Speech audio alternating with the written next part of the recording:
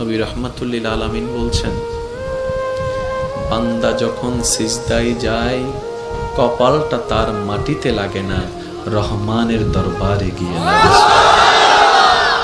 আফসোস আমাদের জন্য সেই সিজদাকে না বুঝার কারণে। আপনাদের মসজিদেও হয়তো অনেকবার আপনারা লক্ষ্য করেছেন, রুকুতে না হয় সিজদাতে না হয় বৈঠকে ইমাম যদি কোনো রকম একটু দেরি করে, 5-10 সেকেন্ড যদি একটু সালাম ফিরাতে দেরি করে কিংবা উঠতে দেরি করে, পিছন থেকে একটা কাশি নামক মিসকল চলে আসে।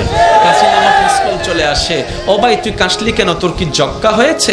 বলে যে না, ঠান্ডা লেগেছে। না তো কাশলি কেন? বলে যে হুজুরকে একটু সিগন্যাল দিলাম। কিসের সিগন্যাল? বলে যে আমার 3 তাসবিহ শেষ হয়েছে। হুজুর আপনারটা শেষ হলে আপনি এবার তুলতে পারেন, আপনি এবার মাথাটা তুলতে পারেন, আপনি এবার মাথাটা তুলতে পারেন। হুজুর আমার তাশাহুদ শেষ হয়েছে, দরুদ শেষ হয়েছে, আপনার শেষ হলে আপনি এবার সালামটা ফিরাতে পারেন। কিরে ভাই, নামাজ তো মওলার সামনে দাঁড়ানোর একটা সুবর্ণ সুযোগের নাম, নামাজ তো গুনাহ মাফের একটা জারিয়ার নাম, নামাজ তো রবের রহমত পাওয়ার একটা জারিয়ার নাম। এখানে এসে তুই তাড়াতাড়ি করছিস কেন? বলে যে আফসোস, আমি নামাজটা জেনেছি, বুঝার মতো বুঝতে পারি। জেনেছে তারা শুধু সপ্তাহে জুমার দিন যায়, আজকে যেমন গিয়েছে 2 রাকাতের জন্য।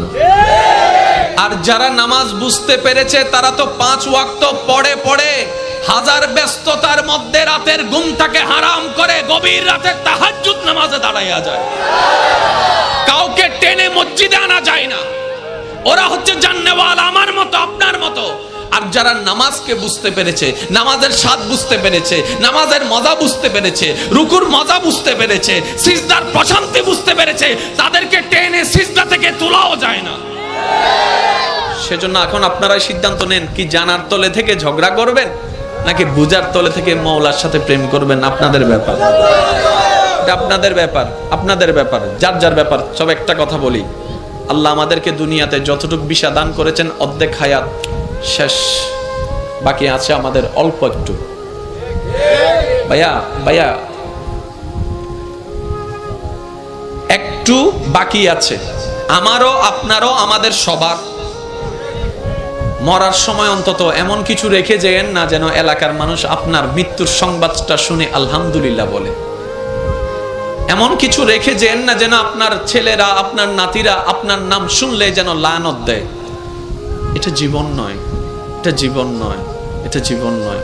এমন একটা জীবন বানান যেন আপনার মৃত্যুর সংবাদটা শুধু আপনার পরিবারের মুখে চোখের মধ্যে মলিনতা আর অশ্রু আনবে না, শুধু আপনার আশেপাশে পরিচিতরা পর্যন্ত বলবে, আহ আফসোস, আজকে একজন নেককার বান্দাকে হারিয়ে ফেলেছি, আজকে একজন মায়ার মানুষকে হারিয়ে ফেলেছি, আজকে একটা মমতার মানুষকে হারিয়ে ফেলেছি। যেভাবে সিদ্দিকে আকবর দুনিয়ার থেকে যাওয়ার পরে জগৎ কান্না করেছে, ফারুকে আজম যাওয়ার পরে জগৎ কান্না করেছে, ওসমান ও আলী যাওয়ার পরে জগৎ কান্না করেছে, ইমাম হোসেন কারবালায় শহীদ হওয়ার পরে 2005 সালে চট্টগ্রামের মানুষ পর্যন্ত কান্না করছে। আল্লাহু আকবার।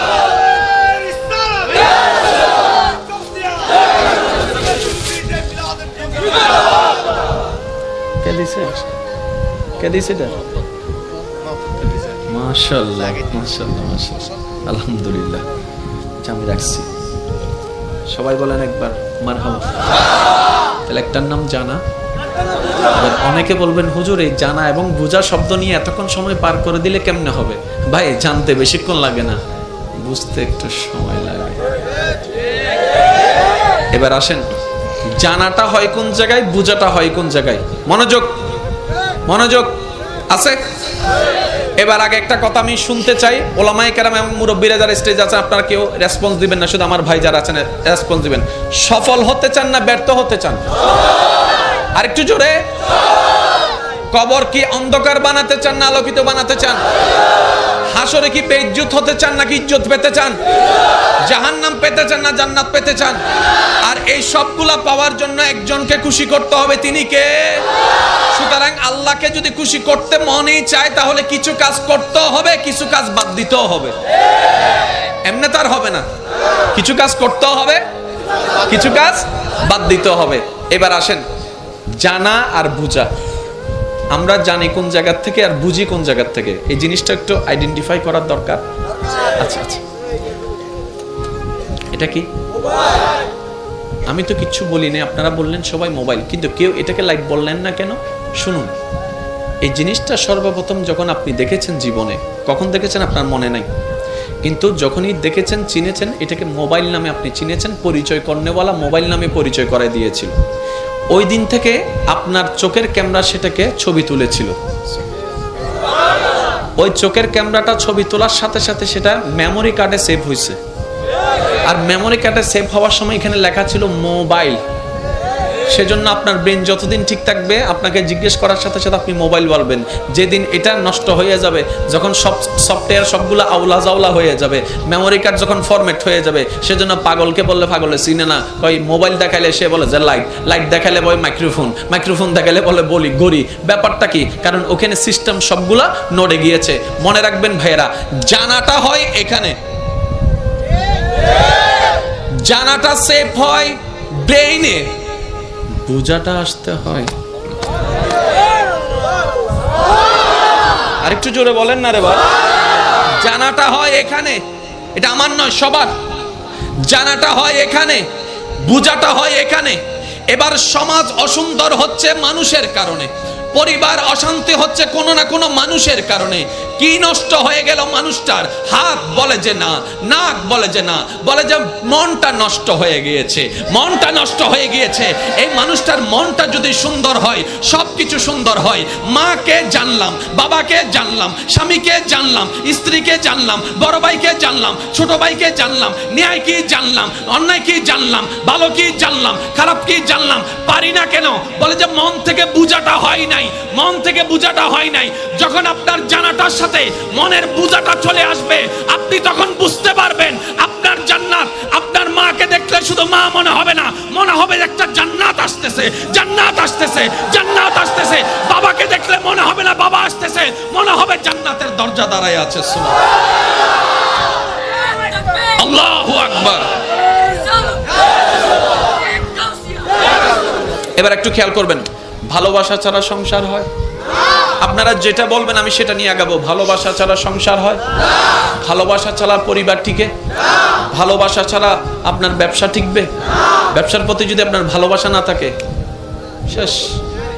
কারণ 9টার দোকান আপনি খুলবেন 3টায়, কাস্টমার একটা আসছে, আপনার ওই বোরিং লাগছে, ব্যবসা ব্যবসা। তাহলে ভালোবাসা ছাড়া ব্যবসা টিকবে? আপনার যে চাকরি করেন, সে চাকরির প্রতি আপনার যদি ফিলিংস কাজ না করে, চাকরিতে যাওয়ার ইচ্ছা থাকবে না, না গেলে 3-4 দিন আপনার চাকরি শেষ। তাহলে ভালোবাসা ছাড়া চাকরি টিকবে?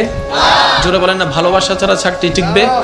আপনাদের ঘরে যারা রান্না বান্না করে আপনাদের জন্য, আজকে গিয়ে ওনাকে একটু জিজ্ঞেস করবেন, ও মা, ও বউ, ও বোন, এই যে গরমকালে তুই গরমের মধ্যে তুই যে আগুনের সামনে বসে রান্না করিস, তোর কি কষ্ট হয় না? এত কষ্ট তুই সহ্য করিস কেন? তখন স্ত্রী বলবে, স্বামী তোমার জন্য, স্বামী তোমার জন্য, স্বামী তোমার জন্য। মা বলবে, সন্তান তোদের জন্য করি, তোদের জন্য করি। বোনে বলবে, ভাই তোদের জন্য করি, কারণ আমি তোকে এখান থেকে ভালোবাসি, এখান থেকে ভালোবাসি। ওই ভালোবাসার যখন অনুভব হয়, গরম আর গরম লাগে না, গরমের উপরেও শক্তিশালী হয়ে যায় ভালোবাসা। এবার আমি আওয়াজ দিব, সবাই আমাকে ফুল ভলিউমে আওয়াজ দিবেন।